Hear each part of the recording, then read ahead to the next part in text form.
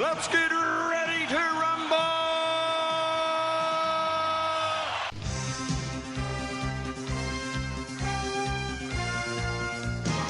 Hello and welcome to Netflix vs. Cinema, the podcast that has been caught out by the fact that the week has gone too quickly and then all of a sudden it's recording day again. It feels like we only just did this.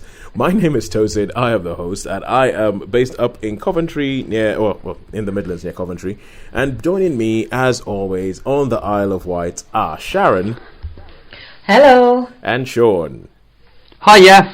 Yes, Shaun, earlier today you sort of gave me quite a fright. I was busy getting in the middle of some work, getting ready, and you were like, "Oh, guys, are we recording today?" And I was like, huh? "What? No!" Yeah. No, it's just been one of those sort of days. I've just been like getting busy and everything like that. How about you, Sharon? Were you caught out or were you totally expecting it?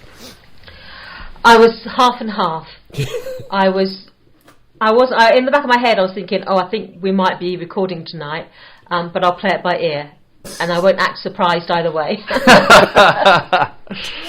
Yeah, that's it. Sharon is the cool one. Sharon's the one who's going to come in and be like old James Dean about it and be like, "Oh yeah, I knew that." Yeah, I sort of knew. Yeah, and it's like, no, I totally didn't know at all. But here we are, ready to record once more.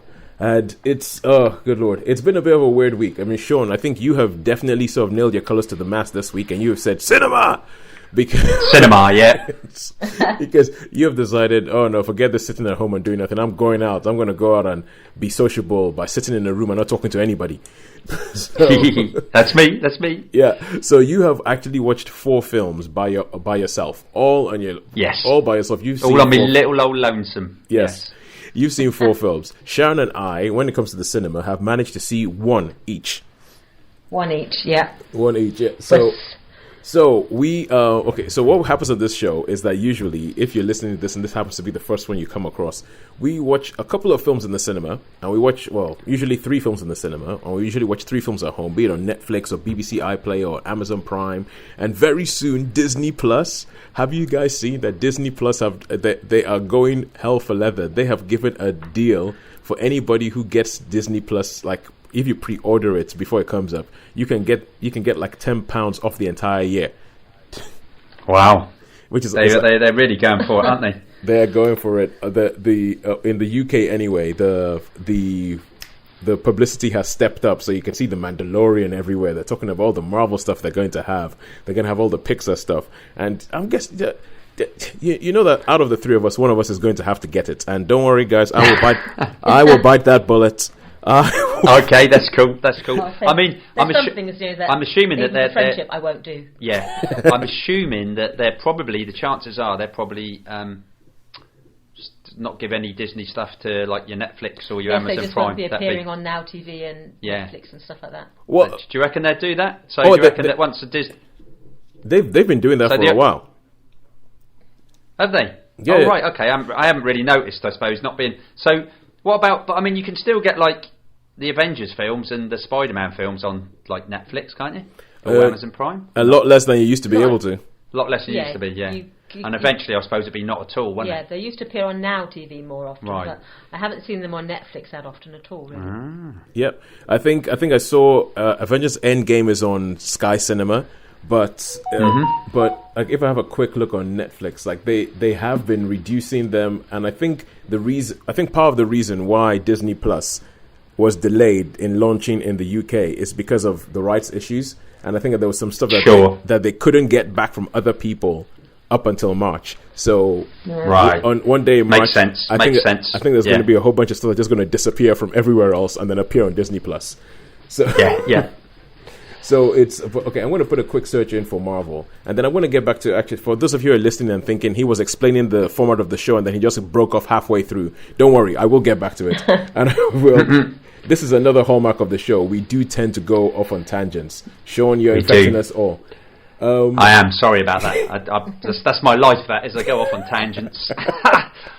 My whole mind's a tangent, full of tangents, I should say. Yeah. If you look on, put in a search for Marvel on Netflix. The only thing Marvel that's left on Netflix is the Marvel Netflix shows. So Daredevil, Luke Cage, Jessica Jones, Iron Fist, and the Defenders. Oh, and the Punisher. Those are the only things because wow. they were made with Netflix as a joint thing with Netflix. So I guess Netflix still has some rights to them. I don't know how much longer for, but everything Marvel has disappeared off of Netflix, getting ready for Disney Plus. Disney Plus, yeah. Yeah, so, which is, I don't know. I love some of the stuff that Disney makes, but their business practices I do not like. But anyway, what we do is that we watch things in the cinema, things at home, and then we give them a rating out of 5. At the end of the show, we do an average and say who has given us the most bang for our buck this week, and then that person is the winner for the week. So, Shaun, we also have a bit called Also Rans, where we have things where we decide, we couldn't. Shaun watched way too much this week. Shaun watched way too much this week. We can't put it all in the show, so we're going to have a small section at the beginning where you give us like a really, really slight thing about this and what you thought about the film. So, we're going to kick off with our Also Rans, and Shaun, you saw... Okay, of the 4 films you saw at the cinema this week, you saw Dolittle, you saw Waiting for Anya, you saw Greed, and you saw Like a Boss. We have decided that Like a Boss is the one that's on the Also Ran pile this week, which doesn't do... Yeah. It doesn't say much for its star rating, but...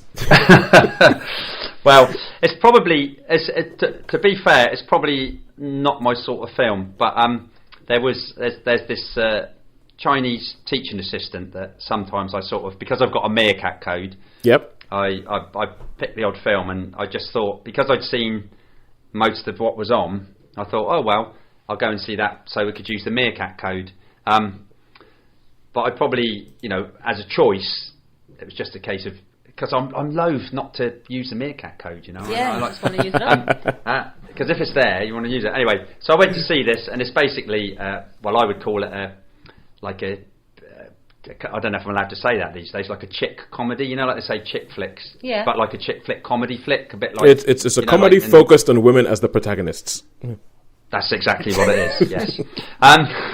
So it's basically quick resume of the story. Quick synopsis is there's these 2 friends, and they've built up this company, but they're getting a little bit in debt, and then there's this massive, huge company, which is and they try to take it over, and obviously they try to split up the friendship, and it's different situation comedies, really. I saw the trailer for that. Yeah, and you loved it, didn't you? You looked at the trailer and you thought... I thought probably all the funny bits are in the trailer. And you're probably exactly right. But I have to say, this Chinese lady, bless her, the Chinese teaching assistant, yeah, Chinese teacher assistant. She was in hysterics. I just couldn't understand it. You know me. Come on, you know me. There's a bit with her hanging over a balcony with a drape like that, and it's hysterical laughter. And I'm thinking, I started off watching this film. I thought, I don't think she's going to like this. And it's going to be one of those ones. Yeah. And I said, "You sure you want to watch this?" And she went, "Yeah, it's okay." And but she thought it was great. She thought it was hilarious. She really enjoyed it. It was one of the funniest films she's seen. For me personally. Not really not really my thing, So it is quite funny sometimes. I find what travels culturally and what doesn't, because is this the same lady who didn't when we saw Lawrence of Arabia on the island at the Commodore? No, this is a different That was the last year's Chinese assistant. Okay, cool. This is a different one. All right, cool. Okay, never mind. This is a different one. But we did go. I did take her to see Blue Story. Yes, and she was totally baffled by that one. Yeah, Blue Story is a difficult one if you've been in England. Yeah. If you've been in England, it's a difficult one. Much less if you just come from China. Yeah. And so, yeah. I did go and see that film Ready or Not with her. I think it was last year or this year, but and she enjoyed that one. Okay.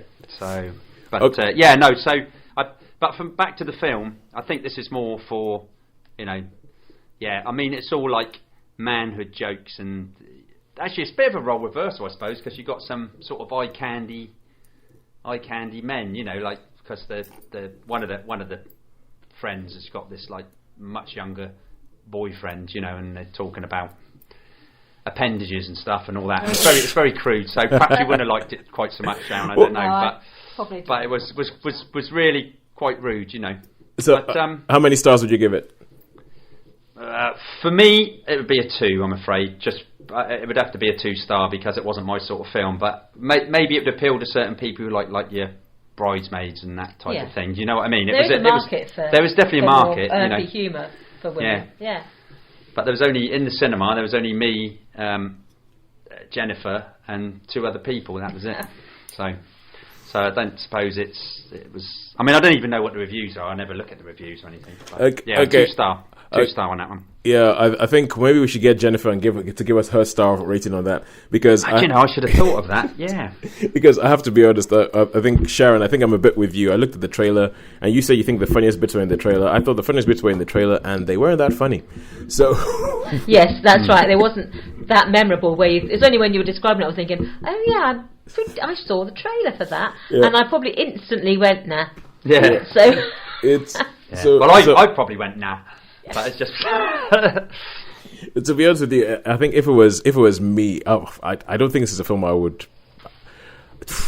have to be in a very, very weird mood to watch this film because for sure. Because from the trailer I felt like it's just kind of like, oh, let's get Tiffany Haddish in and let's have a yell, but it's because it got Tiffany Haddish, Rose Byrne, it's got Salma Hayek, who are all women that on their day I quite like them.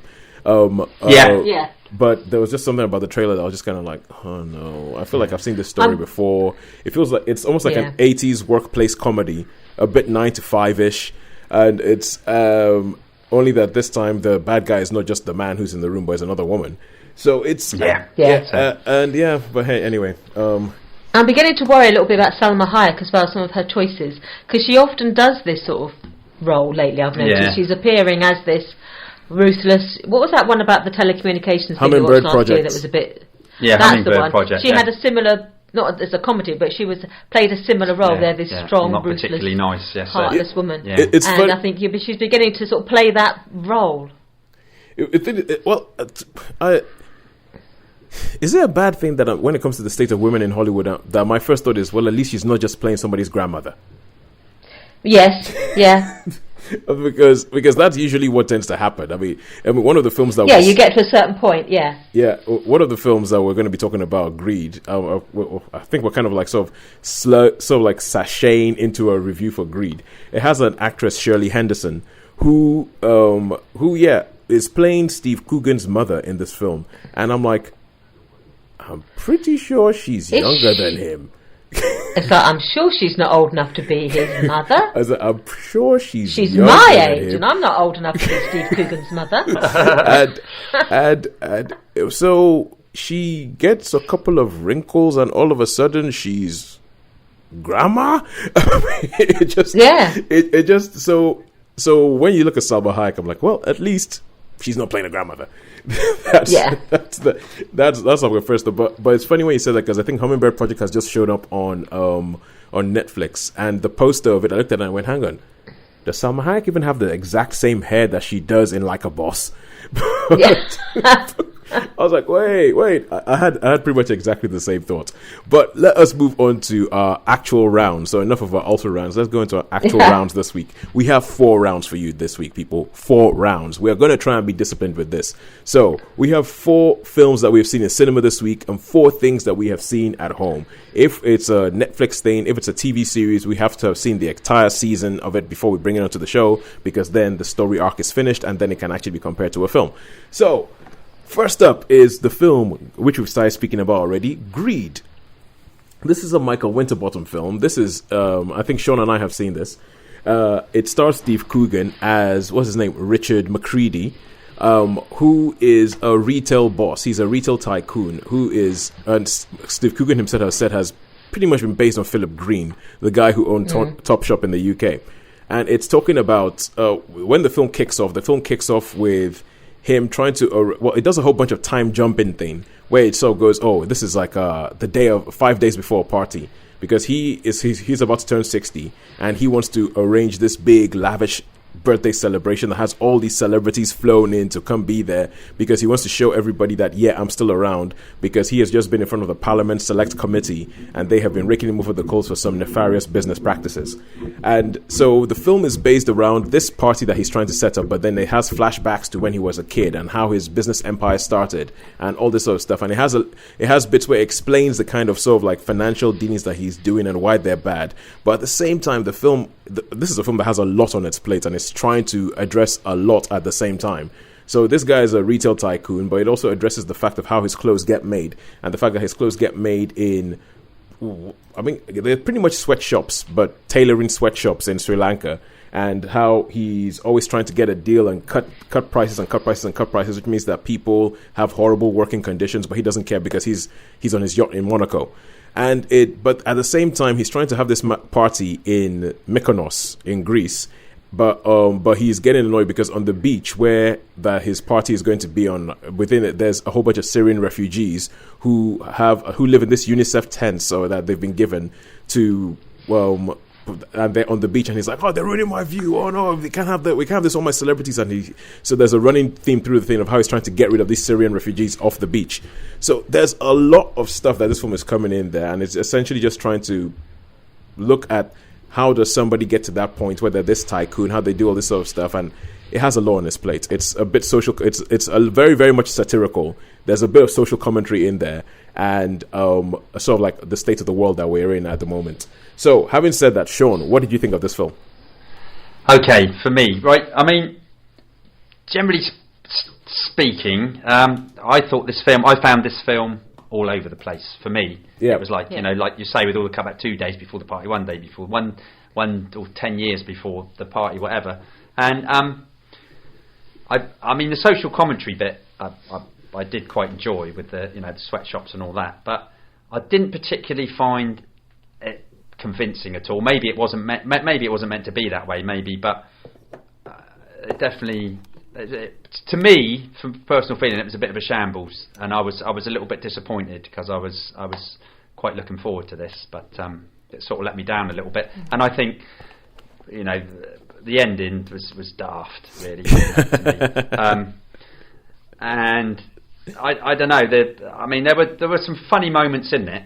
There were occasional funny moments. I think all I'm going to say is.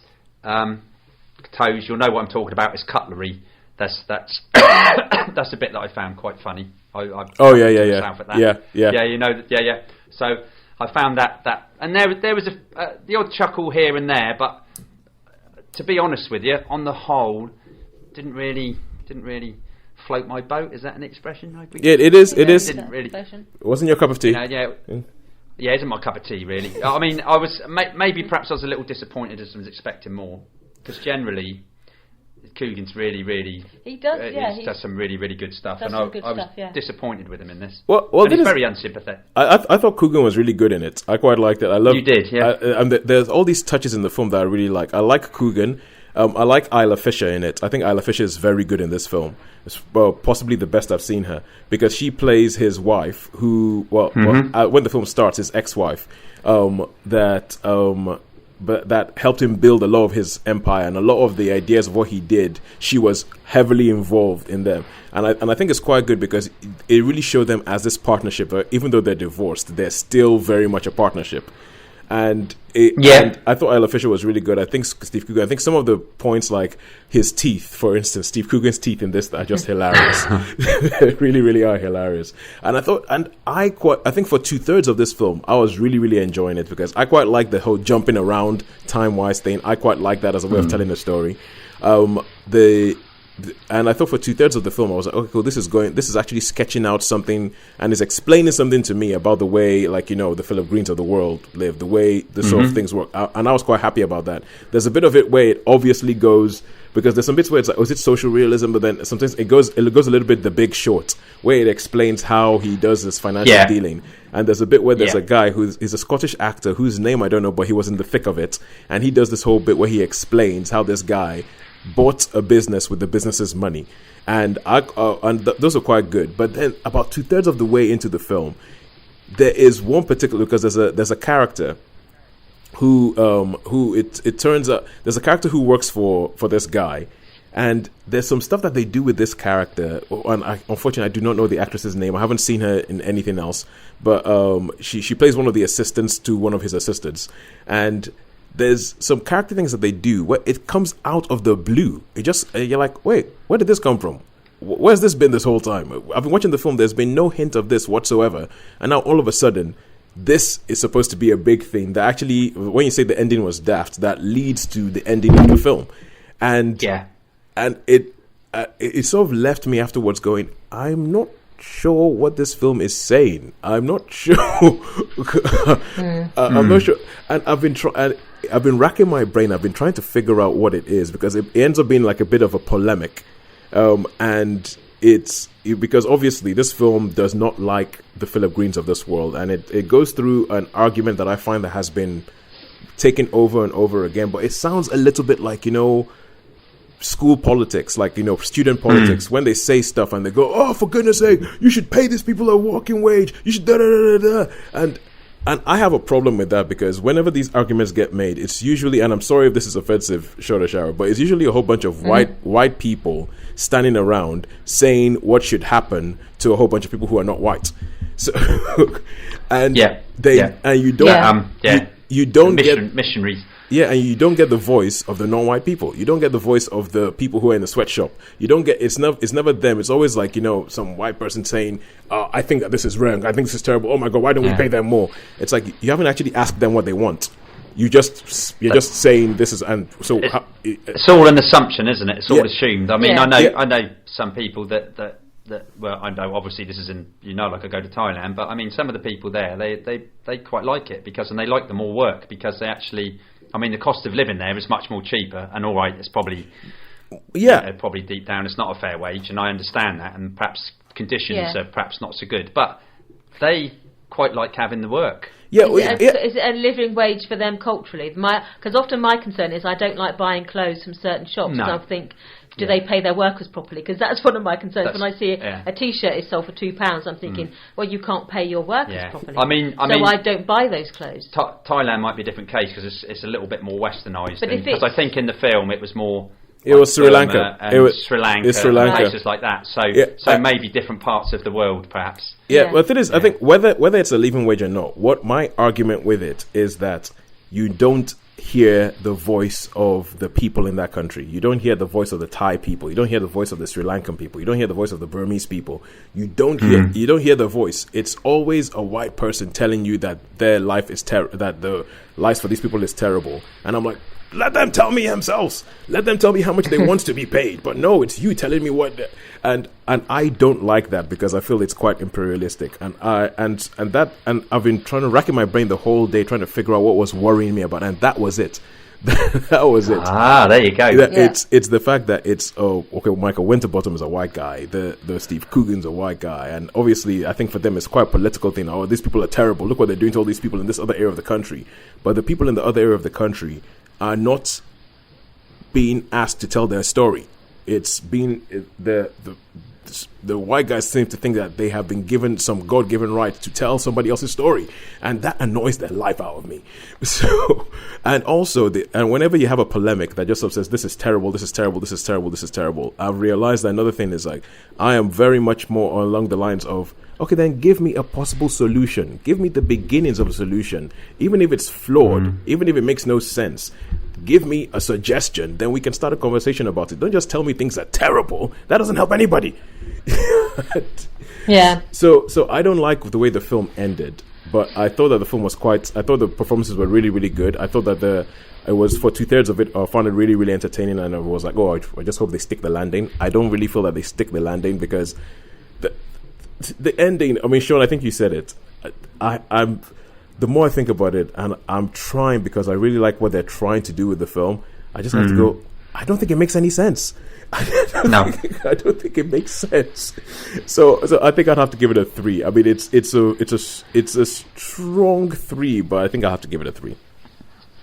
Yeah, well, I would probably give it a 3 because I didn't hate it, but mine wouldn't be a strong 3. Mine would be a weak 3. So yeah. I do love scraping into the. So 3. it's you know, I mean, it scrapes into the 3. Yeah. Scrapes into the 3. Yeah, we need nuances, don't we? Yeah. With like a hot, medium, and cool. Yeah, we should do. Yeah. You see, or hot, warm, and cool 3. Yeah. Sharon, you see that? I was just about to say I love the nuance on this show. It's like I'm like, yeah, look at us. Oh, whoa, but you know, the maths that we have is not adequate enough to. So okay, we'll just go with a 3. All right. So there's Greed. I think it's worth a watch. I would recommend that people do watch it. But Shaun and I think we share the same. We share the same problems, or we share the same reservations about it. Maybe with me, it's a little bit more soapboxy, but yeah. All right. So now we go over to Netflix and Friends. And Sharon, you saw The Pale Horse, which I've seen trailers for, and I have to say the one thing that I look at and I marvel about on this trailer is Rufus Sewell's cheekbones. I mean, for goodness sake. Oh, he is like carved, isn't he, out of marble, I think, with his pale skin as well. The funny thing about him is that the older he gets, the more pronounced his cheekbone seems to become. Yeah, it's just, and I don't think he's changed that much really. He's aged subtly. I don't think he's one of those people who has, you know, you suddenly look at some people and think, oh, you suddenly look middle-aged. But I don't think he has. I think he has aged really, really well. Yeah. So right, what is this about?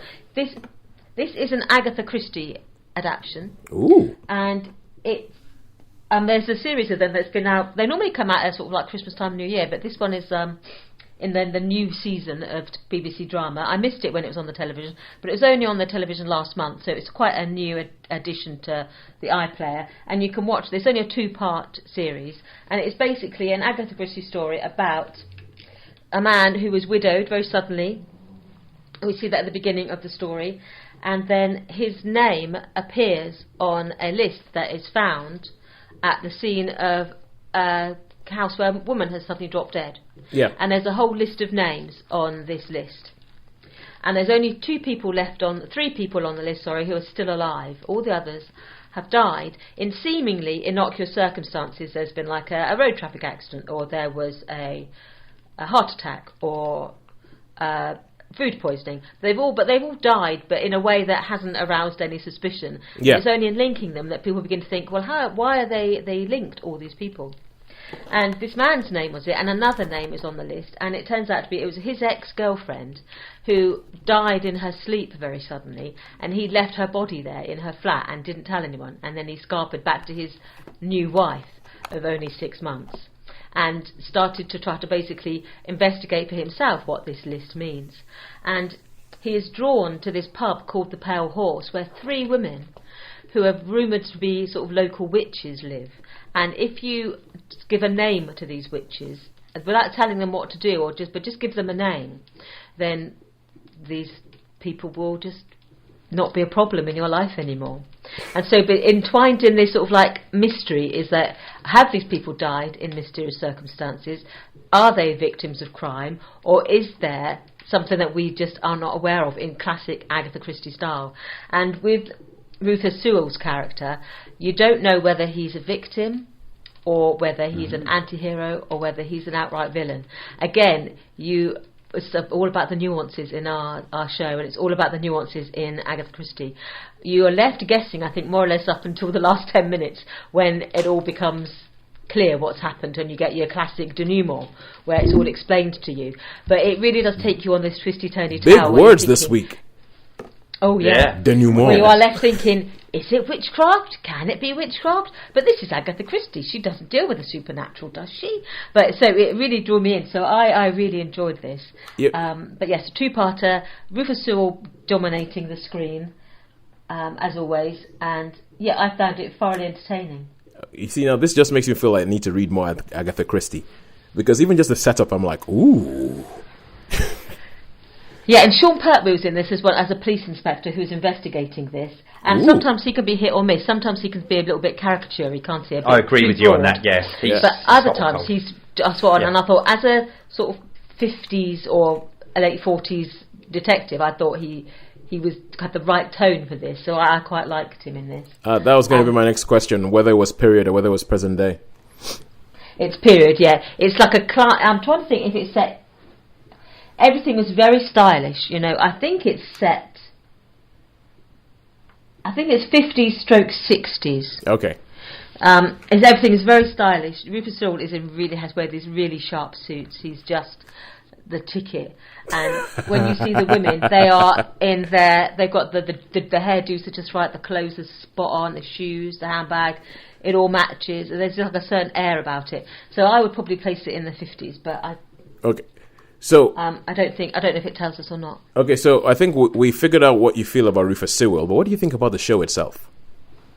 I thought it was very well executed. It was very well done. It kept me guessing, because normally when you are a reader, you know that the guilty party is someone you've met. It's never a complete mystery. It's very rare that, well, it happens once or twice I can remember, but normally if there is a guilty party, it's out of the cast of characters that you've been introduced to. Yeah. And I was looking at this, and I didn't guess it. I'm not very good at guessing Agatha Christie's or baddies or goodies, and so it kept me gripped, and I really enjoyed it. So I thought, yes, as a storyteller, it's very good, and as an adaptation of a story, it felt to me like it was very well done.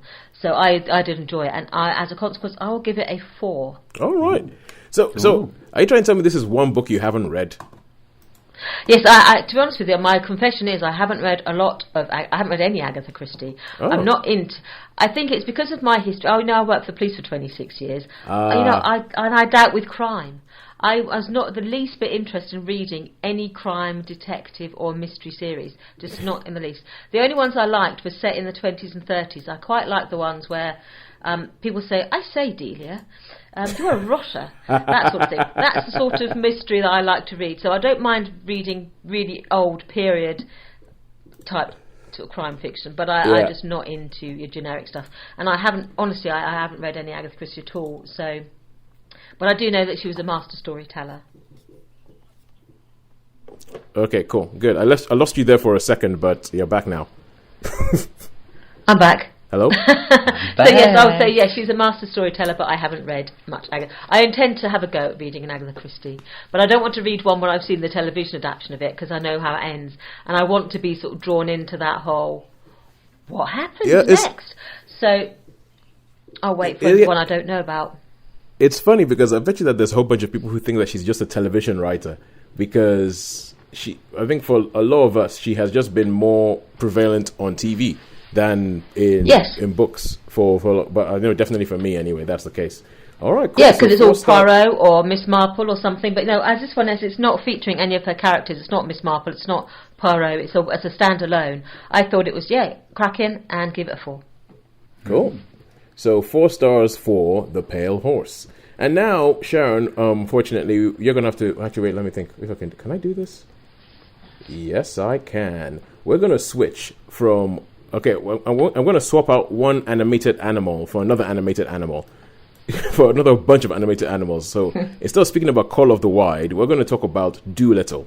So Shaun, now, okay, I'm going to give a little bit of a thing about. So Dolittle, most people would know Dr. Dolittle, the Rex Harrison movie from the 50s or the 60s? 60s, I think. Okay, 60s. Yes, that's what I know from. Rex Harrison. Yeah, Dolittle, which is a film that I remember seeing in Nigeria and thinking, oh wow, this is good, and then finding out later that it was a massive flop. I could talk to the animals. Learn their languages, talking to a chimpanzee. And I maybe talk to elephants and tigers. Something else and something. Something else. Something and talking to the animals something too. else. Yeah, that's it. Check this out. For the amount of money you pay to listen to this podcast, which of course is nothing, you get denouement, you get nuance, and you get a musical. What more could you want? What could you ask for? What more could you want? All right, so this is Robert Downey Jr. in his first major role after Avengers Endgame, which, I mean, after that, I think he deserved a rest, quite frankly. But his first, and he takes over the role of Dolittle from the last person who played him on screen, I believe, which was Rex Harrison. And so it's essentially, you know what you get with the Dolittle thing. He's going to be a guy. He's going to talk to animals. But nowadays, because we have the technology, you're going to have a whole bunch of animated animals who are going to be voiced by a whole bunch of famous people, as opposed to the original Dr. Dolittle, where everything was done in speaking to the animal in a way that the animal would speak. Like, you raise your hand as if it's a yeah. And the only animal that spoke was the parrot, because they can actually speak. In this one, all the animals can speak. Oh no! Eddie Murphy played Dr. Dolittle. I forgot about that. I was going to say Eddie Murphy. I totally forgot. Yeah. Totally forgot about that. Yeah, because so in Eddie Murphy's but that one... wasn't period, though. That was, That was present day, but they used a similar thing where they had animals, and then you had people playing the voices of the animals. So they've gone down that route with this. They've gone down the animated animal route thing with this. Shaun, what did you think? Okay, thanks for the story, Toes, because like that. This was. Do you know? I didn't know on this. I couldn't make my mind up. I know this. I know it's a hard thing to say. I mean, I'd heard some really bad things about it. Yeah. You know, but it was there, and I thought, well, if I hear really bad things, sometimes things that I hear really bad can be okay, and vice versa. Things that can be brilliant. Pompeii. That's my tangent mind. Yeah, Pompeii. That's it. That's my tangent mind shooting off, in different directions. So I thought, well, I'll go and see it, and I'll make my own mind up. Yeah. Robert Downey did have this funny Welsh accent. It was a Welsh accent. I was going to say it was Welsh, but it was a funny Welsh accent, and it was. I mean, it didn't distract too much. So doing his best Richard Burton impression. Yes. So it was. I don't know. I would say. What could I say about this film?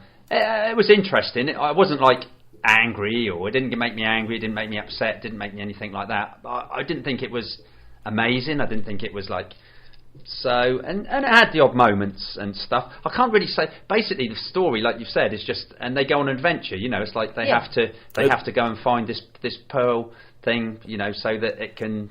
I totally expect the story to be inconsequential. Yeah, it was totally inconsequential. Toes. I mean, I don't know. It's okay. I mean, it had some. Okay, let me ask a question. Yeah, go on. So I quite like the original Dr. Dolittle and how they do the whole speak to the animal in the animal's language kind of thing.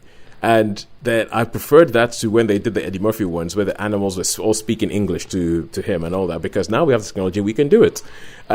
So in this one, they've gone the CG animal route, and you have Ralph Fiennes doing a voice and all that kind of stuff. You've got some big voices in there. Yeah, you've got some hard hitters. Did that work? Did that approach work? On the whole, I think that probably did, Toes, and I think that probably did work. I didn't think. I mean, gradually, there's a young lad in it who wants to be Dolittle's mentor. Yep. And he, through the film, originally he listens to the animals, and you do hear it sometimes, like talking, like the monkeys talking and that, and he says, "Oh, I think he must have said that." And then when he gets this little thing talking to Dolittle, and he says, "Did they say that?" He goes, "Oh, very good, you're listening." So there are bits where the animals are actually using animal sounds, and this young lad's picking up on them, and gradually through the film they actually have conversations in English as he starts to understand them more. So maybe that was a bit of a saving grace, perhaps. Okay. So but I didn't like. He annoyed me. The boy annoyed me for some reason. I don't know why. I couldn't put my finger on it why, but he was just like. I thought, or is it the usual trope of annoying child actor? Annoying child actor, but I must admit that I do like Robert Downey, and I couldn't really, although his accent was a bit strange. Yeah. That it fitted the part, It okay. Fitted the part for me. So that's about all I can say about this, Tosin. So all in all, I can see that you're a bit bamboozled by it. How many stars would you give it? Yeah. A tough one. Hot, warm, or cool? A cool 3. A cool 3, because I didn't think it was horrendous, and I wasn't getting that angry, and there wasn't any moments when I got angry and thought, I do sometimes. You weren't. Your intelligence was not insulted. No, exactly. So if you can, a talking animal film, talking animals. But yeah, so I would give it a 3. I'd give it a steady 3 because it was okay. It was an okay movie. All right, cool. Maybe I'll actually go catch with that before it disappears from the cinemas then. Because that'd be interesting. Yeah, I did consider this one. It's one of my. It's on my possibles list. Yeah. Oh well, maybe do it, and then next time you can give me your thoughts. It all depends what the new releases are, because I have to pick carefully. Because this week does seem to have been a rather good one for having stuff out. Like, how sometimes we say that there's weeks where there's just nothing on, and this week all of a sudden I think it might be a post-Oscar thing. There's just films everywhere. Yeah, that's true. Yeah. All right. I mean, I very much do films impromptu. I sort of do. I'm like, oh, I've got a bit of time. I'll go and see that. Yeah. I don't like to have set times. I just like, go and that's the sort of thing. Yeah, that's a bit me. But at the moment, I'm getting a bit.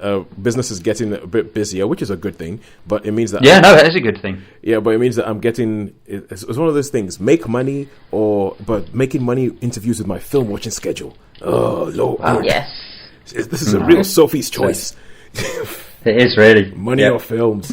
I'm just waiting for the day when I can make it money and films. Well, films from making money. That'd be cool, wouldn't it? Or making money from films. All right, cool. And then make your own films, Yes, I'm looking forward to that day. But now we go back to Netflix, and we're going to go with something which I shall continue calling Don't F***K with cats. What could that possibly mean? Yes, I know. I'm intrigued by this. Yeah, with the subtitle, Hunting an Internet Killer.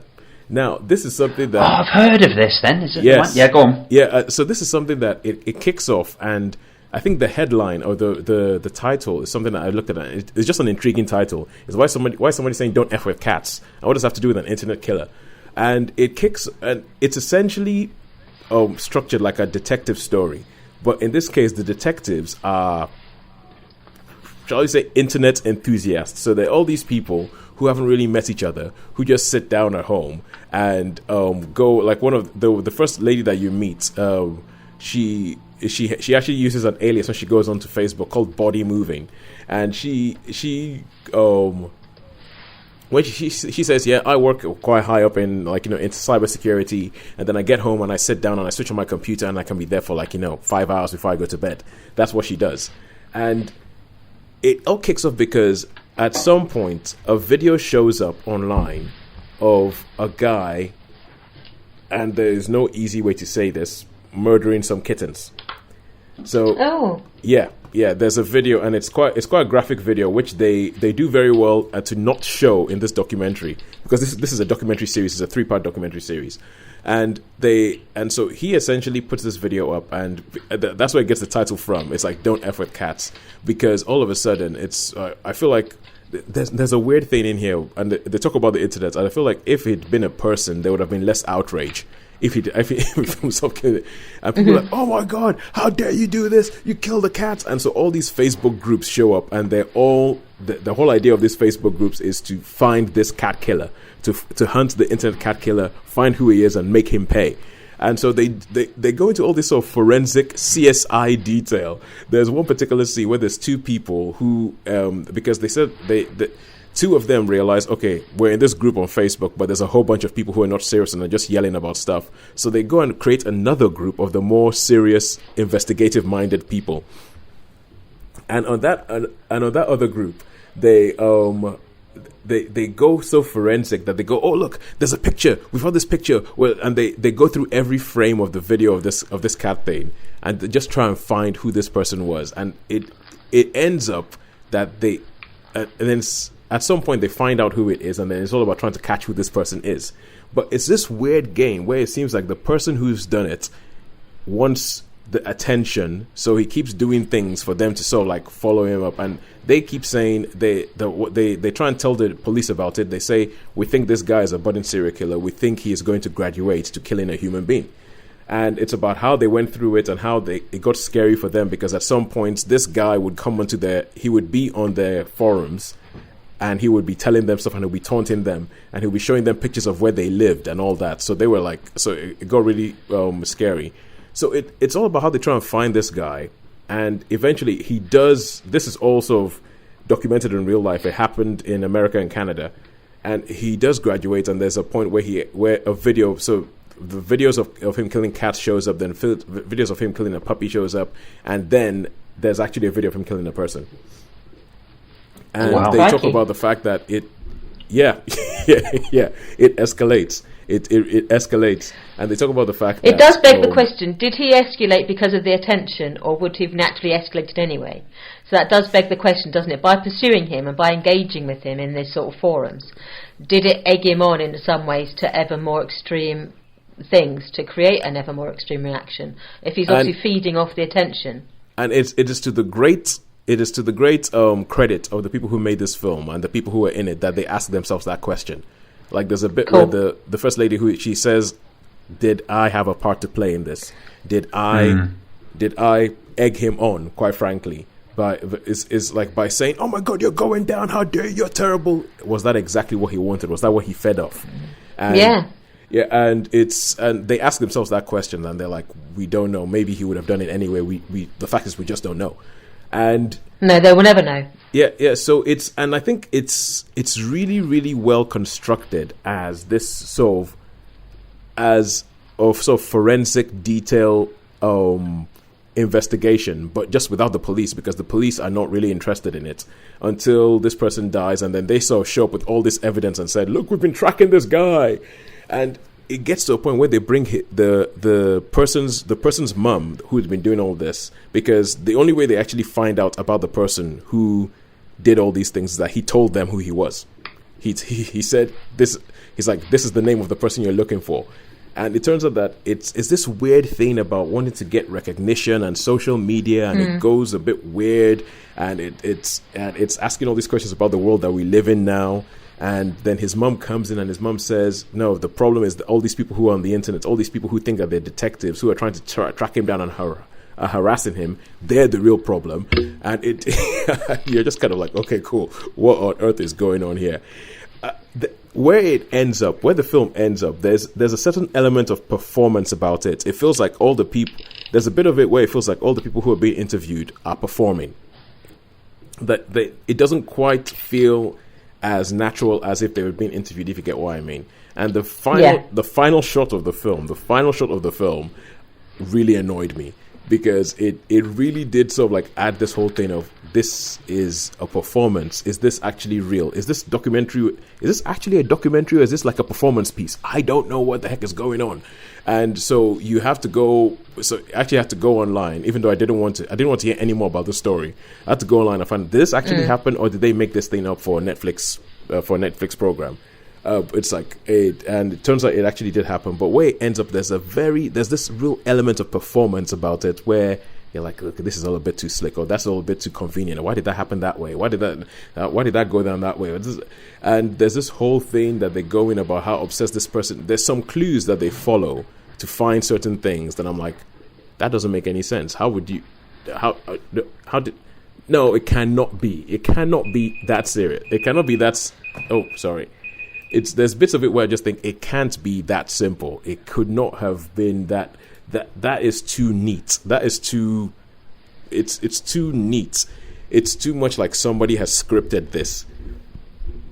But it apparently it is the way that this guy who did this was very much influenced by film. So he seemed to be trying to base everything that he did on films. So another thing comes in and goes, okay, so what part do the films have to play in this? Films, like, there's a whole thing about Basic Instinct. What does a film about, like, about the rabbit, what does that have to do with this? Yeah. The what? So what was that? There's a rabbit Sharon? scene, isn't there, in Fatal Attraction? There's a thing about a rabbit, isn't there? Fatal Attraction is a thing about a rabbit. Basic Instinct there's a thing about killing people while having sex with them. So it is just all kind of like. And at the end, so I really, really like the way it's structured. I like the storyline, but there's this element of performance to it, to everything that's going on. And the final scene of the thing really, really, really makes it feel like it's a performance. It really makes it feel like it's a performance. So even though I quite liked it, it's one of those things where I'm not sure what they're trying to say. I'm not sure what they're trying to do at this. And there's a point where it's almost as if they're saying, well, you're part of the problem for even watching this documentary. And that just makes me go, well, then I'm like, well, then get lost. Yeah. Then why the heck did you make it? It's a tangled knot, isn't it? You think, okay, try to unravel that one. Cause and effect. They're like, you're part of the problem for watching this documentary. I'm like, you're part of the problem for making this documentary. So it's back at you, pal. Yeah. So it's really interesting. I would recommend anybody to watch it because I really do like the way it's structured, but there's just some decisions that they make with it, and the element of where it feels too slick, feels too easy, feels too convenient, that makes me think, okay, I'm going to give it a 3. So that's 3 for Don't F **K with cats. Hunting an internet right. Killer. But it's crazy the kind of things, the kind of forensic stuff that they can do, and how much these people, I mean, they become characters themselves of how much their lives revolve around using Facebook to try and track somebody down. Yeah. So, right. All right, now we go back to cinema. Tangle. And we go to a second film with animated animals in it, Call of the Wild. This is Harrison Ford. And apparently this is based on a book that has been adapted a couple of times. Jack London. It's been filmed a few times, isn't it? Yeah, Charlton Heston was in the 1950s version. All right, so what is this about? Yeah, this is based on a book by Jack London, and the story, I had to, when I was watching this, more of the book came back to me because I had read it as a younger person. And it's basically, you see the world through the eyes of this one particular dog called Buck. Yep. And this is I don't know if it's animated, animatronic, or quite what they've done. It's an animated dog. Think Lion King, the new Lion King. Oh, okay. Because, the only thing that puts you off about this is the dog is quite expressive. You know, like his eyes move and he emotes through ways that dogs just don't. So that you know that he's not a real dog, but he's like a dog plus, I suppose, an enhanced dog. Well, anyway, you see, the story starts off with Buck, who's living in like an eastern town, and he basically terrorizes it. He's a force of nature. He's a big, huge Saint Bernard type dog that is a respecter of no one and no man. Yeah. He'll run through the house with muddy paws. He'll on a Thanksgiving day he ransacks the meal, and he's just like a force of nature. He's warm and big-hearted, and he's a big thing, but he's he knows no boundaries. Yeah. And he is kidnapped from his comfortable home in the east and taken to the Yukon, where they need dogs to pull sled teams. Yeah. And then Buck goes on a series of adventures, and he's passed from hand to hand to hand to owner. And he starts off, where he is the people who kidnap him, and then he is traded for someone to pull a sled, and to pull the mail across through the Klondike in search of the gold rushes, and then but eventually he ends up with Harrison Ford, and that's where the most of the story takes place, at his time when he's with Harrison Ford.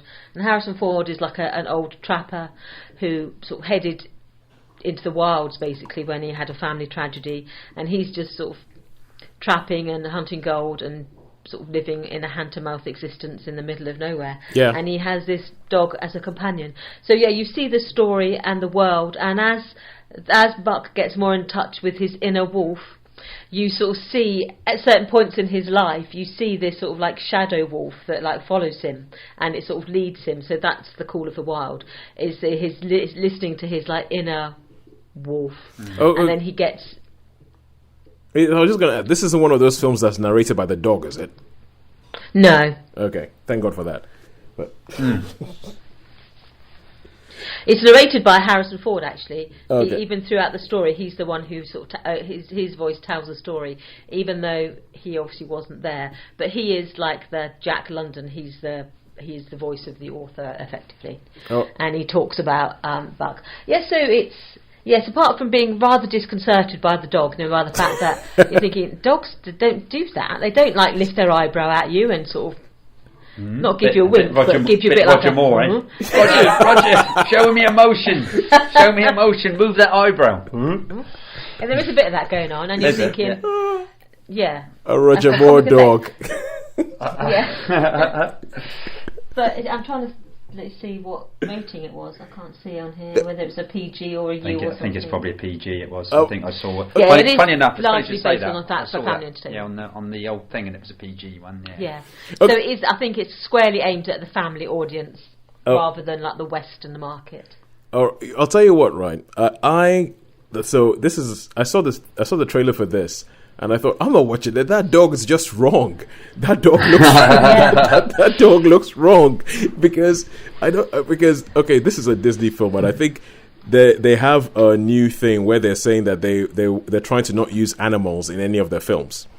For animal welfare reasons, which is why they made this film, which is based around the dog with no dog. Yeah. And this is what it's happening a lot recently, where you're going all the way back to Rogue One, Star Wars Rogue One, and all that sort of stuff, where I feel like people are giving the technology too much credit because. That does not look that might look like a real dog if you animated Harrison Ford as well. But if you put a real life Harrison Ford beside that dog, it looks wrong. I'm not sure whether that was just a trailer thing or whether that actually ends up in the final film looking wrong. No, it's in the film. It is in the film. When you're watching it, you're not convinced that it's a real dog. Yeah. And in fact, nearly all of the animals, because they do emote. They're like going, "Oh, I'm jealous of you," and it's like, "Oh, I'm riddled with jealousy. I am." Yeah.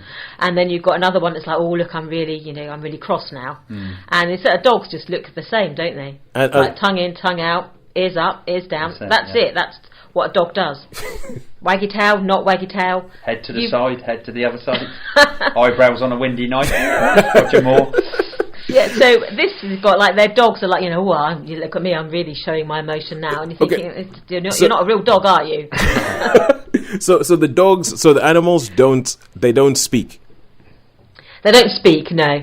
So they communicate all non-verbally, which is got dogs that obviously do that. Okay, that's a bit impressive in itself, but it's just putting them beside humans and saying this is real. Yes, when they interact, because you're not sure if they're looking at like a green ball or sort of.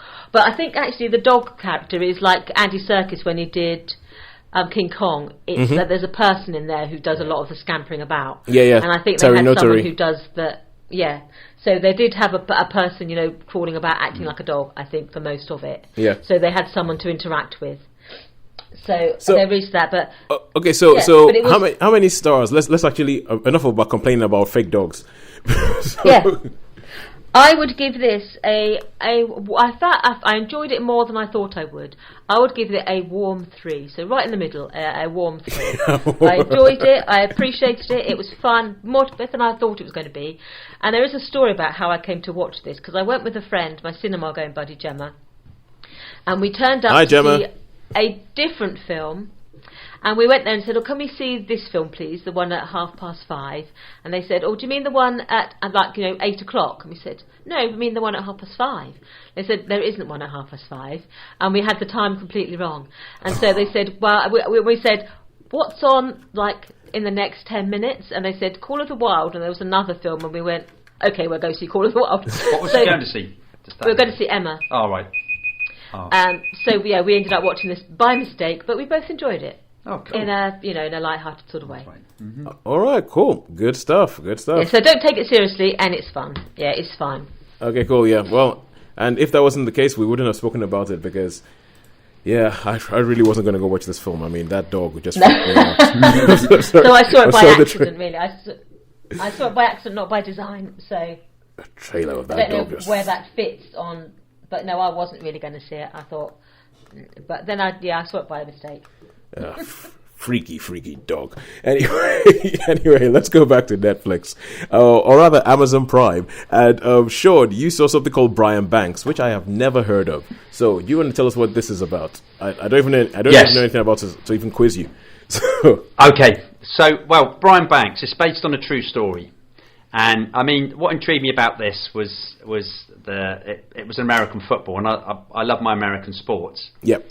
And this was about American football, and the cover was a pair of handcuffs, and then a pair of hands in handcuffs for holding American football. I thought, well, this is interesting. We'll have a look at this. And basically, it's a true story based on a true story of this lad called Brian Banks, who, when he was at high school, was just like a a super player. Everybody, colleges are like, oh yeah, you're going to make it big. You're going to be NFL professional player. Yeah. And he's late at school one day, and this girl comes up and sort of flirts with him a little bit and says, "Oh, should we go and make out?" And so they go to this. Apparently, there's this place at the school because it's where couples go to make out and that. Anyway, where dalliances are. Yeah, dalliance. Anyway, he decides he hears something and he decides against, and he goes, "Look, let's get out of here. I don't want to do this. I'm going to go I'm going to go that way. You go that way, and we'll go our separate ways." So anyway, the girl gets caught coming out by a security guard, and he says, "Oh, I hear what you do down there," and all sort of stuff like that. And she said, "Well, she's talking," and then the security guard goes, "So he raped you?" And she goes, "Yeah." And then she passes a note to a friend. It's like, so, of course. And then this lad is as straight as a die. He's like a really, really nice guy. May I ask a question? Is he black? Yes. Yeah. Yes, yeah. he is. He is. Yep. You're exactly right. Yep. Yeah. He's totally. Yeah. And she's white. No, she's black as well. Really? This is the whole. She is black as well. Yes, she's black as well. Okay, Wrinkle. Anyway, Wrinkle. I'm interested. Yeah. Yes, she's black as well. Anyway, basically, he's at home. He's in bed, and then the police come round and they handcuff him, and they, lots of. Sort of things goes on, and then he's in court the one day, and I don't know, and his counsellor, his lawyer, she's black as well, but she says, all the time he's going, he's innocent. He says, you've been offered a plea bargain because otherwise you're going to get done for kidnapping, you're going to get done for rape, you're going to get done for this, that, and the other. And so they have this plea bargaining thing, which is really interesting because I sort of researched it afterwards. So they have this plea bargaining thing where for a lesser sentence. And she recommends him to take this. She says, "Well, can I talk to my mum?" And he goes, "No, they're trying you as an adult, so you can't talk to your mum. You've got 10 minutes to decide." And I mean, she's. I'm thinking, why would you? Do you know what I mean? He's totally. Anyway, so he goes to the judge, and the judge says, "So what's the plea?" And he looks at his counsellor, and she sort of nods her head, and he goes, "Oh yeah, no contest." So you definitely want to no contest this, which basically means you're pleading guilty. Yeah. And he looks at her again, and she nods. And he goes, "Yeah," and he goes, "Okay, 6 years in prison and 6 years," and he's like, 6 years probation.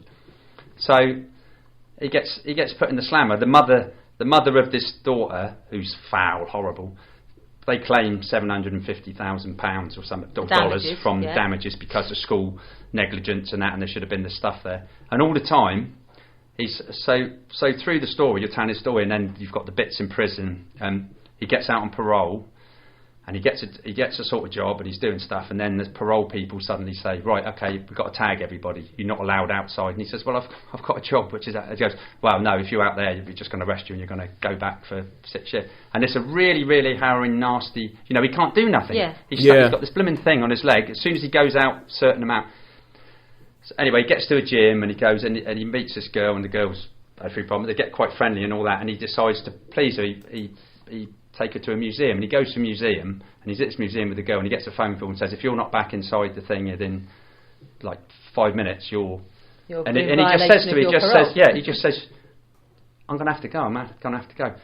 Anyway, there's this sort of organisation in America which defends innocent people. Yeah. And, I think they're called the So the justice thing, and he writes to these people, and they say, "Oh, well, you can do a habeas corpus, you can do this, do blah, blah, blah." Is this the same guy?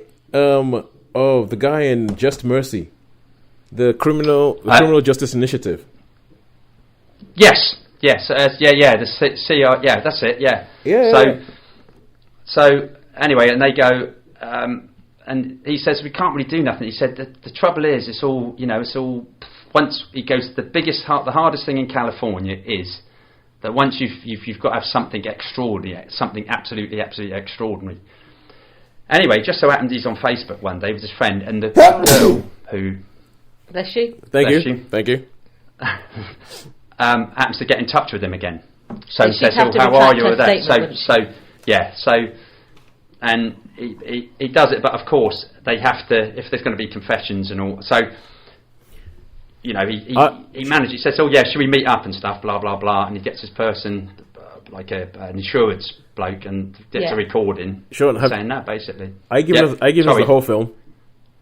Sorry, I probably am. All right, I won't tell you much more than that. Just to say, so you've got, that's basically. I'm sorry, but I really, really loved this movie. I thought it was justice was done at the end. Surprise. Well, I won't tell you what was done because it's a tough process. But well, it sounds like it's worth a look into. Then, man, this was. I'm reading the real Brian Banks's Wikipedia page at the moment, and I'm thinking I might have to watch this because this doesn't sound run of the mill at all.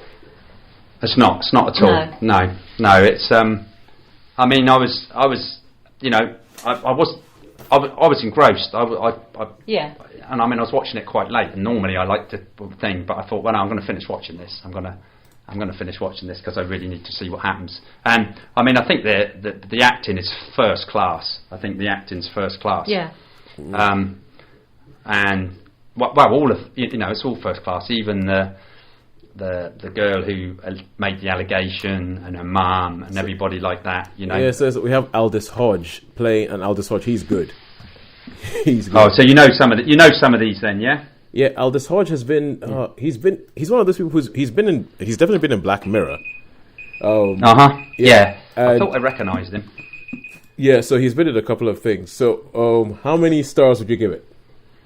Well, this year, I unless something's absolutely amazing, I'm not going to give anything a 5, but I'm going to give this a super, super strong 4. Ooh. Super, super strong 4, touching a 5 possibly. Good Lord. I loved it. I thought it was. Well, you can tell probably. I just thought, and it really. Do you know what, Tosin? This film made me really, really think about how many injustices there must be in the world. And I actually woke up about 4 o'clock in the morning, and I was thinking, I had to put the radio on because it just kept going through my head about and what really annoyed me was the counsellor, because evidence, you know what I mean? The evidence was there was nothing, there was no evidence, and yet she said, let's do a plea bargain. Yeah, do no contest. Yeah. Yeah, because I think there are more films that are showing that more and more. Okay, especially when the accuser's black. In America, But you know what you said about what how you felt and waking up at 4 o'clock in the morning and going, oh my god, that's what happened to me with Queen and Slim. Even when you said that, it kind of like just sparked off a Queen and Slim memory in my head, and I'm like, oh my god, yeah.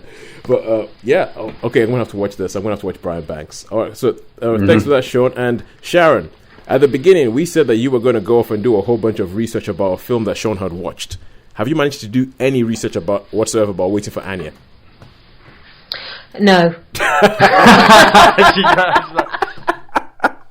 Nice and honest. I like it. Yeah. No, it's cool. That's Sharon. Boom, straight to the point. Okay, cool. Gotta love it, man. I've got as far as looking up its IMDb page, and that's it, basically. But I haven't read it other than the synopsis. So my research is that. So, okay, on that note, we're going to go back to cinema now. I'll go to a film that Shaun really, really wanted to watch. Now, this is one of Shaun's Bournemouth watches that he couldn't get in, that you only get in cities where, like, you have an art house cinema and you have students who are going to come and go, oh, yes. Oh, my God, it's the new Almodovar. Yeah, have you seen the new Almodovar? Yes. It's funny you should say that, because I do actually ask, when I come out, I actually ask people, I say, well, what did you think of that? You know what I mean? And they're going, oh, yeah. Ooh. A bit too long, So, yeah, it's the cinema in which I think, and it is a Cineworld one, is the cinema in Bournemouth is a cinema. It's like the people that you talk to are interested in it. And they say, oh, you're going to see that? Yeah, that was. Do you know what I mean? They are actually. You mean essentially you're saying it's the kind of cinema that Martin Scorsese would like? Yes. All right. So what's Waiting for Anya about?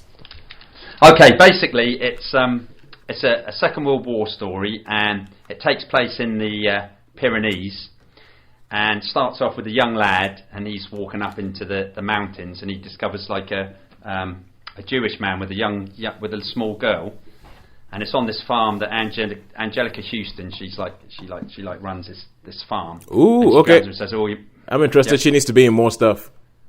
Yeah. So So it's Little French. Anyway, so basically, it's a story of they taking Jewish children over the Pyrenees into Spain to get them away to sort of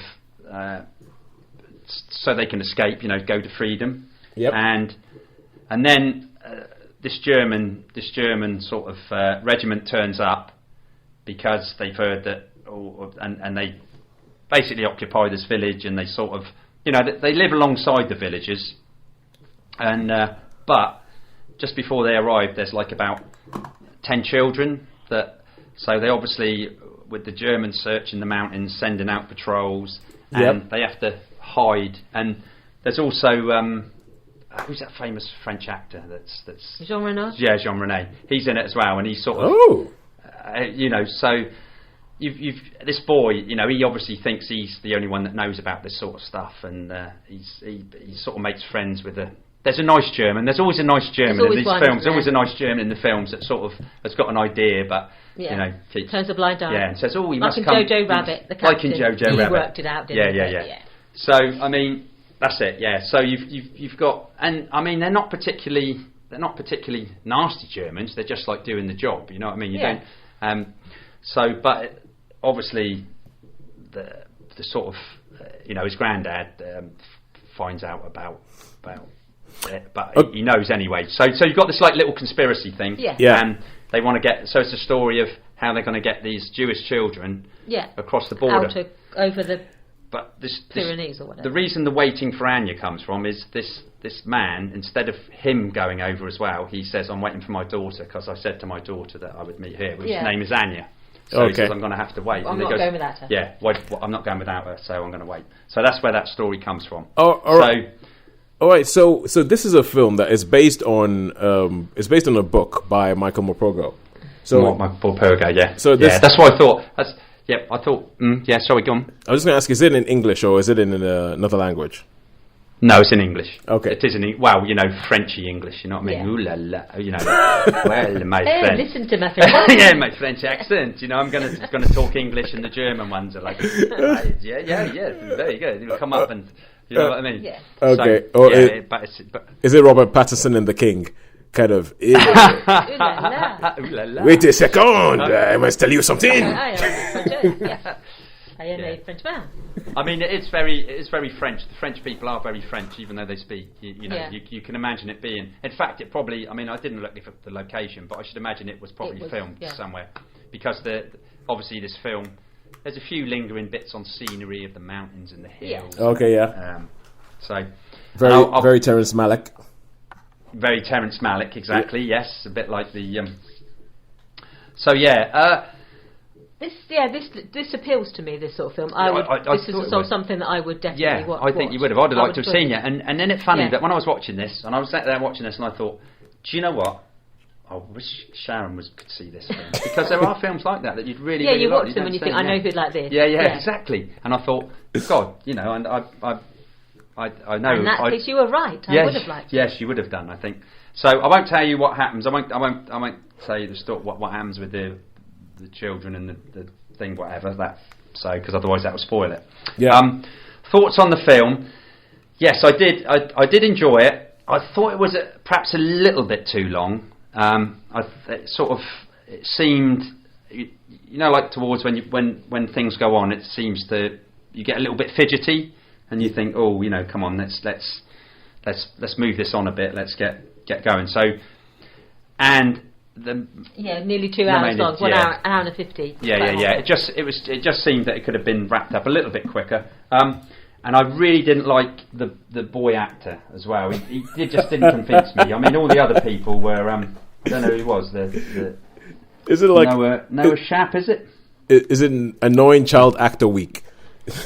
Yes, it must be. I think because he really. Yeah, I know. It's like the other one I watched, but it was the same sort. Do you know what? How weird is that? It's like he was like the boy in Dolittle. Oh, was he? He was. There was something about him. There was really real similarities there. Probably from the same school of acting. Probably from the same school. Yeah, that's it. And it did look like he was acting. Yeah. Do you know what I mean? Do you know the sort of thing I need? Whereas you look at Angelica Houston and that, they convince you, don't they? Yeah. They're that part. John Reno, they're that part. He was acting. You could see with I need to turn on the emotions now. I need to do this. It was through the numbers. So you're essentially talking about the first 2 Harry Potter movies, at least. Yes, at least. Yes, I would say exactly that right. Kind of thing. That's it. It's like a mixture, a mixture of oh wow, those actors, look, British, like a total British or national treasure. Oh, they're so good. Yeah. Oh my God, the kids! Please get the kids off the screen. I've found him unconvincing and annoying, whereas all the other characters are really, really good. Even the nice German, I get with the nice German. Yeah, there were some. So there were some. Yeah. How many stars did you give it? Okay, well, I would have probably given this a 4, but because of the annoying boy, I'm going to give it a 3. A warmish 3, yeah, a warmish 3. I would like Sharon to see it. Maybe she can catch it up sometime. Yes, I'm sure it's probably when it's on a platform somewhere. Yeah. Ooh, what are you oohing about, Toes? Annoying child actor, you have cost the film a whole star. Have that on your conscience. Yes. Yes, indeed. Do better next time. It was just you know the sort of thing I'm talking about, though, don't you? I know exactly what you're talking about. It was going through the motions, You can see their thought process. Straight out of drama school, Yeah, this will convey this. It's like just do it as if it was you doing it. Is that, I get you. All right, cool. And now we come to a final thing, and this is going back to Netflix, and this is a documentary called The Black Godfather, and it's all about a guy called Clanrence Avant, who and he's this guy who it starts off, and I'm like, why is this thing called The Black Godfather? I've never heard of this guy before in my life, but it turns out that pretty much anything that has been significant over the last probably 40 years that has to do with black people getting famous or black people doing anything, especially in the entertainment industry in America, this guy has been involved with it. It goes back to his life. It goes back to how he started off and how he sort of was like a low-level executive, someone that they asked him to come do something, but because he did a good job, they kept giving him more and more stuff. So he ended up becoming like a producer, set up like a record label. He's there's a whole bunch of people like these names might mean nothing to you guys, but like L.A. Reid and Babyface, Jimmy Jam and Terry Lewis, Bill Withers. You guys know Bill Withers? I've heard of Bill Withers. Yep. Yeah, we know him. Yeah, so okay, now we found the level. We have found the level. So so going all the way back to Bill Withers, he's the guy who owned the record company that released Bill Withers' first album. So Ain't No Sunshine When She's Gone, Grandma's Hands, Ain't No Sunshine. Yeah, Lean on Me. We know it. He's the guy who was behind that man. Actually went, oh yeah, we're going to put Bill Withers up there. All the way up to, and the list of people who they've got to actually sit down and be interviewed for this documentary is impressive. You've got Barack Obama in it. You've got Bill Clinton in there. You've got Bill Withers, who I was really, really happy to find out is still alive. Yeah, you have Jamie Foxx shows up. He's interviewed. Puff Daddy shows up, and all these people are just singing this guy's praises, talking about how, if it wasn't for him, this wouldn't have happened. If it wasn't for him, I wouldn't have a career. If it wasn't for him, this wouldn't go forward. And how it comes into like a treatise about his life, and how his whole life has just been about, the way they put it is moving black people forward. So he talks about grabbing people and saying, what the hell are you doing? You can't do the job for that much. You're not going to get paid properly. You need to get paid. And it's quite funny because Quincy Jones shows up. He says like he's one of Quincy Jones' best friends. They talk about what he did with Michael Jackson tour that wouldn't have happened without him. And it's just crazy seeing how it's almost like talking about how one man's life could have been effective by being behind the scenes throughout all these things. Like, he never really looked for the spotlight, never really did anything. Like, the film culminates with him getting a star on the Hollywood Walk of Fame, because it's one of those things where the people who are in the know this man's name, and the people who are in the know tell you how important this man is. It's like people will come up and they'll be like, oh, did you guys ever hear about a TV show called Soul Train? Soul Train, that's in Soul Train, Soul Train. I'm pretty sure that's in that the old not shampoo, what are the Hairspray film, isn't it? There's something similar to that. Oh no, that's a Corny Collins. Oh yeah. But, it's a bit different. No, Soul Train was. Imagine that show that shows up in Hairspray. Imagine that show, but based mostly around the music that was seen as black at that time. So your R&Bs, your Alexander O'Neills, like all the sort of stuff, and it was pretty much black people dancing with Don Cornelius coming and going, "Hey brother, and now we have you a new song coming all the way from Ohio is the SOS Band." And they come going, "Last night a DJ that's a bit. Isn't there like a pop video called Hey Yeah by Outkast? by Outkast. Stuff like that. It goes like Dookie, and they've got that sort of old style TV. Yes, and we've got we've got that sort of thing. Yeah. That's a good video, actually. Good music video. I like that one. Yeah, that sort of thing, and it was Clanrence Avant was instrumental in keeping Soul Train on the TV, because he essentially I think it was ABC. They came up with Soul Train was a TV show that came from the black community, and it was like it had black presenters and black people, and it meant a lot to the black community. But I think ABC started up their own show, which was rivaling Soul Train, and because ABC was a bigger channel, it was likely to sort of crush it. And apparently he went in and threatened ABC, and the guy had enough power. He threatened ABC, saying, "I'm going to take all my people. We're not going to deal with you anymore." So they pulled that show, and that meant that Soul Train carried on for 40 years and became a big, massive cultural institution. And people were like so thankful to this guy for doing that. And it's really inspirational. It's really inspirational seeing what somebody can do, like, and how he started up from nowhere, quite frankly, and where he just, by following his thing of I've got to help, every time I meet a black person in this business, I've got to help them move forward. It's actually, quite frankly, it's quite impressive. The funny thing being, and there's a whole bit where Obama shows up, and Obama's telling the story about how when he was running against Hillary Clinton, Clanrence Avant did not support Obama because he did not think Obama had a chance of winning. and so there's a bit where Obama's telling this story, and then you just see Clanrence Avant sitting in the chair and go, you best know that he hasn't let me forget that. He keeps telling me that, you didn't believe in me. Also. So it's a really, really good documentary. It's about an hour and 40 minutes, and it's like a delve through history and almost kind of like an alternate history. So what was happening during Vietnam in this thing? What was happening during all these different times? When they talk about the Summer of Love and all that, what was actually going on with an area of America that I feel doesn't get as much of a spotlight put on it as other areas. So it's I really, really enjoyed it. It's a bit of I can't remember what the word is, but I think it's hagiography or something like that, where essentially it's about how great this guy is. So there isn't really any. It sounds interesting. Yeah, it does sound interesting. But you think from the title, to me, that sounds like a 70s exploitation film. Oh yeah, like Black Caesar, the Black Godfather. You think, that's going to be like the Black Klansman, or Black Caesar. It's a bit misleading. It's a bit misleading, really, isn't it? Well, for me, it would be if I just heard the title, like that's immediately. Yeah, you may not have thought it would be a thoughtful documentary. Yeah, but or you might think that it might be a guy who was involved in crime or something like that. But exactly. Yeah, but. Totally the opposite. But everybody does. Especially the poster looks a little bit Godfather-y. They've used sort of the same font as Godfather, so you think, is he? Yeah.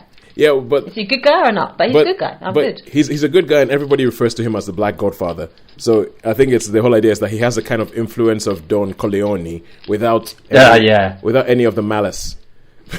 Yes, and the unpleasantness. Without making any offers people couldn't refuse. Or putting a horse in anybody's bed. So So I mean, it's quite cool. I really, really liked it. But I mean, if I'm going to be so critical and I have to be so saying, what do I actually think about it? I think it's a 3 because it's really, really interesting. It's really, really well put together. It's really, really fun. It's really, really funny. But it doesn't it doesn't surprise you or do anything. You're like, it's just like, this guy's life. And as a profile of somebody who was really important that I knew nothing about, I loved it. But I think it would have to be a 3, although emotionally for me it's a 4. So cool. All right, cool. Nice one. Now all that is left to say is who won this week. We have totted up the scores. We have taken the average. What do you guys think? I think Netflix and Friends. I think the other platforms, because I thought it started off. Couldn't beat me. strong, and then we got a bit muddled in the middle, and I think it ended strong. So I think it's Netflix. And I think quite convincingly. Oh, okay, yeah. So we have on the Netflix and Friends side, we have an average score of 3.5, and on the cinema side, we have an average score of 3. Every single film at the cinema this week was a 3. Was a 3. Yeah, wow. There you go. See? There were nuanced 3s. There were sort of warm 3s and lukewarm 3s and cold 3s and in the middle 3s, but they were 3s. They were 3s. They were still 3s. All right. Okay, cool. Thanks so much for this, guys. And as I said, this is usually one of the highlights of my week, talking to you people. Just sitting around and talking about films, even though nobody might care what we think. You know what? I like talking about it. And I think, I think if I wasn't doing this, I don't think I would watch as many films. Yeah. No, that's it. It's probably I'd have more nights in, I think. Yeah, but anyway, just wanted to say thank you. And so all there's left to say until next week is a goodbye from me. Goodbye from me. And goodbye from me. See you guys next week.